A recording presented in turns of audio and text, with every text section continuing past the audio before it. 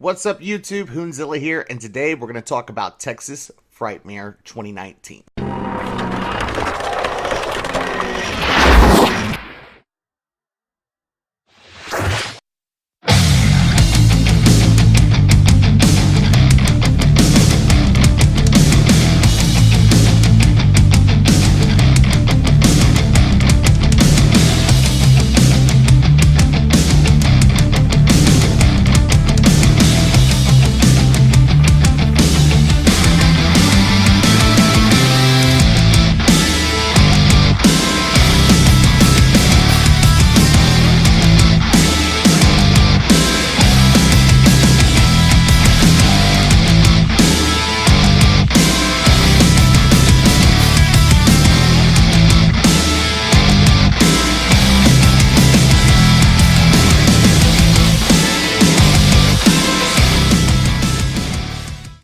All right, ladies and gentlemen, we are back. So, we wanted to talk about Texas Frightmare 2019. To start this off, we're going to go ahead and let you know this was my first ever horror convention. It was great. We had an awesome time. It was a lot of fun.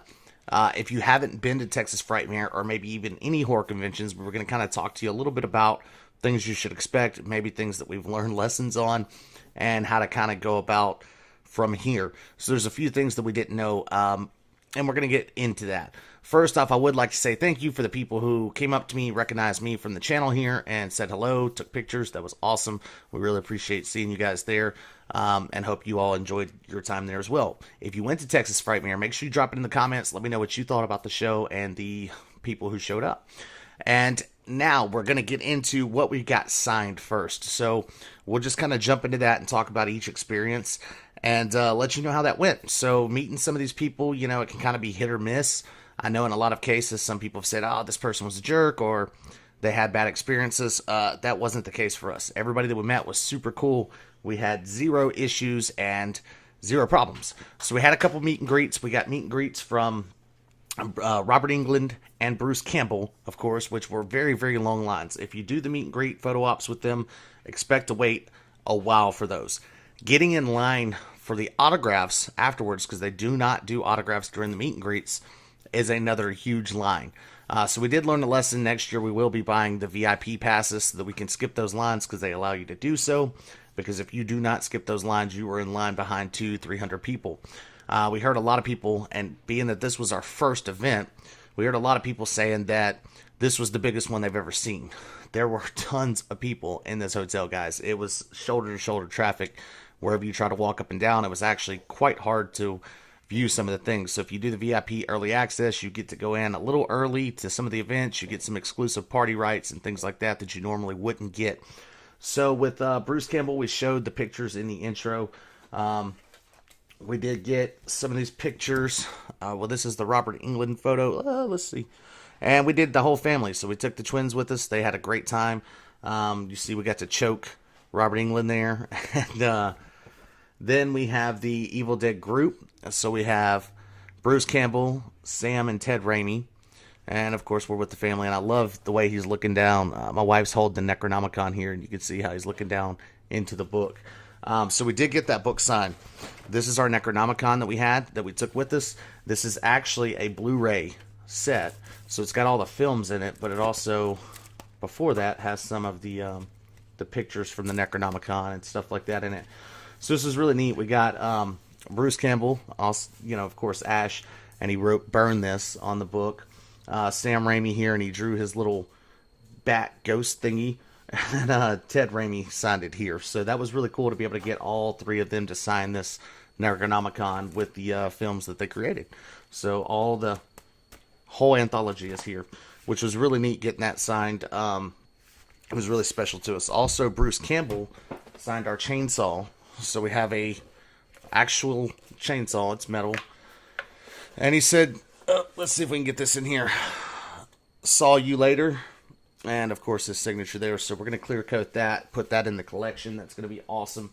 And then we went to the Reanimator table. So they had the Reanimator cast there.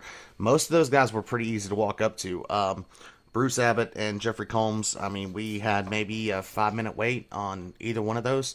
So it wasn't very long. They had these really cool, there was a vendor booth set up there. They had these really cool Reanimator needles You can see all the, if it'll stay on the stand. But they put it on a stand. It has this highlighter fluid. This is very neon. I guess you can't see it, but this plaque here has Reanimator on it. And you can see there's Jeffrey Combs' signature on the front. And then we've got Bruce Abbott in the back, and they both signed it in green, which is awesome. So this is going to display really well. There wasn't very much of a line there. And we didn't quite expect, I guess, to spend probably as much money as we did. You guys got to realize this is each autograph. I think Robert Englund was $100. The Bruce Campbell, and this isn't even the meet and greets. This is just the autographs. Bruce Campbell was $50, so we got 2 autographs there. So by the time we said and done, I mean, you really got to know what you want to do. Now, of course, we were like kids in a candy store, so we just kind of spent money everywhere. So every autograph we walked up to, we were like, hey, autograph, and meet and get to take pictures with these people. So it was really cool. The only thing is, when autographing, we will say that Bruce Campbell, Sam Raimi, and Robert Englund have a strict no photo policy. I mean, they are literally yelling at you, do not take photos when you walk up here to get autographs. So if you're somebody who tries to get on eBay and sell a bunch of stuff and use photo verification, it's not going to work with most of those guys unless you try to sneak it in, which I don't recommend you doing, because they have some big bouncers there that are very angry if you take pictures, which I understand. It's about the experience and being there and meeting them in person. It's not about eBayers walking up and trying to get a bunch of stuff signed. It's about actually getting to meet the person right there, So what verification do you need other than your story behind it saying, hey, I was here and got it signed personally? So I'm okay with it. We didn't have any issues. Most of the other actors, though, and people that were there, they didn't mind. They would take a picture with you or let you take a picture of them signing it, whatever. It didn't matter to them. So we had no issues with that. The next person we met was G. Tom Mack, and he actually gave this CD to my children, and you can see he's got it signed there. And we also got a poster signed, and it's a Lost Boys poster. If you don't know G. Tom Mack, he's the one that wrote, and there's a signature there. He wrote and sang the song Cry Little Sister, which Marilyn Manson just did a cover of. But he was the original, and he's also doing a musical. It's a Lost Boys story musical, so he told us that was actually up and coming, which was pretty neat. The next thing we got autographed was our Texas Chainsaw Massacre Part 2 poster. And this was signed by Tom Savini. We're going to get these framed and actually done up. We had a little incident where these got messed up a little bit, but hopefully we can get that worked out through the drying process. And last but not least, as far as signatures go, this one was a little bit of weird to me. So we're going to kind of get into a little story about this. So recently I started collecting comic books, and I really enjoy getting those autographed and hopefully graded and put in the plastic cases with signatures. So I have the Dynamite series by Wildstorm. It's Freddy vs. Jason vs. Ash. You can see here. This is number 1, and you can see I got Robert Englund to sign this book. Now, being that it was Freddy versus Jason versus Ash, I wanted to get Freddy to sign it, and I was going to get Ash to sign it, and then we have actually at our haunted house, which I'll tell you guys more about in the future, at the haunted house this year that I own, Evil Vision's Haunted House in Monroe, Louisiana, this year we have Kane Hodder coming. So, of course, you know who Kane Hodder is. He played Jason for a good bit of the films, and he is going to be coming to do a meet and greet with fans and do an autograph signing at my business. So I've actually been able to personally talk to Kane Hodder a few times on the phone, and he's a super nice guy. He's going to be coming, and I was going to get him to sign this book as well. So I'd have all 3 on the number 1 comic book, go get it graded, and really have a nice collector piece. When I got to the table, and some of you guys might already know where this is going, I was in line to get Bruce to sign this, and his manager walked up to me and said, hey, if this has dynamite on it, Bruce Campbell will not sign that. And I was like, okay, cool. So we found some other items for him to sign. That's when we actually swapped to the chainsaw instead of the book, which I love his signature on the chainsaw, so I have no problems with that. So what I didn't know, and like I said, some of you guys might know this already, if it's dynamite, they did not pay Bruce Campbell, basically.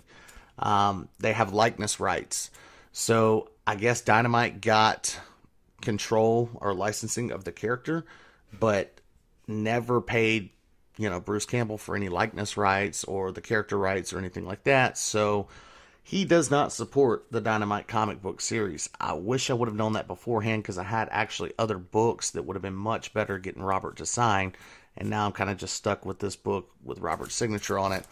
It's fine. It's not a big deal. It just kind of, it was kind of a bummer to go, oh man, I didn't know that. And apparently they said it was on the website and they let people know. We should have read it and checked it out.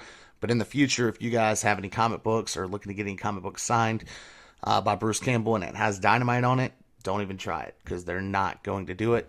And that's just a big rule that he has. His manager, to him, all of them came up and said the same thing. They were like, nah. And I was like, okay. So I didn't even try to push it. I actually turned the book around backwards, so I didn't want to offend him by even bringing it up to his table. So we just didn't bother about that.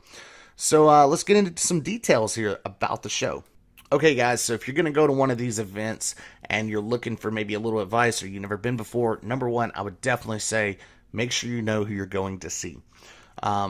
Have your list, because when you get there to these events, or before you get to these events, they have a list of all the actors that will be there and what those actors will be doing, whether they do meet and greets, whether they do just autograph signings, and what days they'll be there. So definitely have a list ready to go. And then also know their schedule so that you can kind of plan your schedule accordingly. Because if they're off doing a meet and greet for 2 hours and you're standing in their autograph line for 2 hours, it's not really time efficient. So you want to make sure that you know where you're going to be, where they're going to be, and what you want to do and who you want to see. Also, I would definitely recommend having the VIP passes, or at least the premium passes, so that you can skip the line and get ahead on the big name actors. You probably only need 2. For this instance, we had Robert Englund and Bruce Campbell, where we really wish we would have had the VIP, so we could have went ahead and skipped the line, got up front, so that we had more time to do other things. Us personally, when we got there, we went Friday night, we skipped Saturday, and went back Sunday. We thought that the crowds would have kind of cleared out by Sunday, but that wasn't the case. It was still pretty busy, and it was only open from 11 to 5, I believe. So by the time we actually got the autographs, we were literally standing in line all day for Robert Englund and Bruce Campbell's autographs on Sunday. That's all we had time to do, was stand in lines and do our meet and greets. So I would definitely recommend having a plan of action, because that would very much help you in the future when you're going to these events. And now we've learned a few things from that too.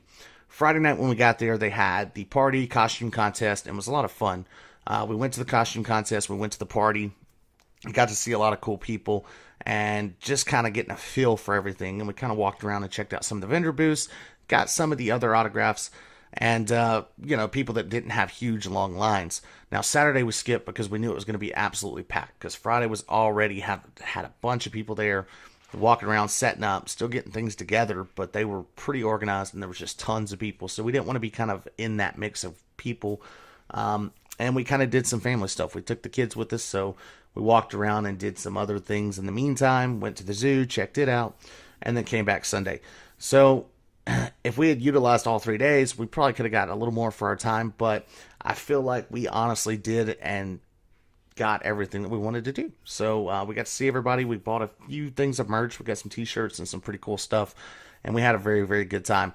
As far as overall the show, Texas Frightmare, I think that there's a few things that the actual show could improve on, but I feel like it was a great show. It was fantastic. The people that put it on, that's a lot to deal with. So the whole production is way bigger than I thought that it was. We didn't expect it to be as big of a deal as it was, because like I said, this is our first time going. We had no clue that this was such a big production, and I think that they did a really good job pulling it off. We will definitely be attending this in the future. This was a great event. We had a great time. Everybody was pretty hospitable as far as the employees at the Texas Frightmare event, the people at the hotel staff. Everybody was nice. Everything was good. I would say also make sure you bring plenty of cash. By the time we got there, all the ATMs had pretty much ran out of money. And on the autograph end, they only take cash. Not many of those people signing autographs will take credit cards. So make sure you bring plenty of cash with you. I hate to bring cash anywhere, but I mean, we blew through $800 or $900 real easy. Just doing the different things and paying for tickets and whatever we had to do, getting refreshments and all that stuff. So definitely, we kind of know now what we need to do in the future. But if you guys went to Texas Frightmare this year, drop below in the comments. Tell me what you thought about the show. Tell me what your favorite part of it was, who you got autographs by, or who you got to see that you've been wanting to see. So definitely let us know if you went, how you liked it, and if you plan on going in the future. And until then, we will catch you next time.